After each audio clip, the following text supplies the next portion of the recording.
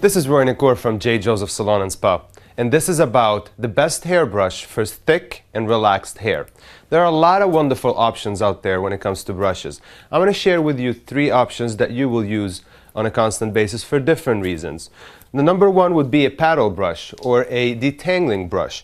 What I love about this is that the bristles are very flexible, so it will not damage your hair or break your hair when you are detangling it.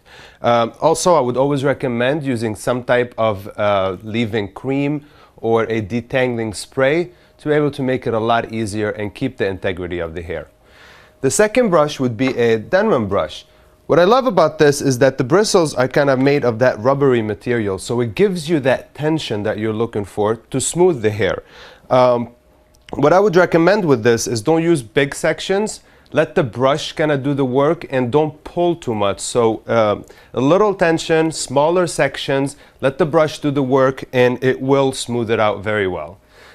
The third option would be a natural bristle brush. This is an amazing option because it kind of helps distribute the oils in your hair. It smooths the cuticles and it will give you that smooth, beautiful, glossy finish. This is Roy Nicour from J. Joseph Salon and Spa, and this is the best brush for thick and relaxed hair.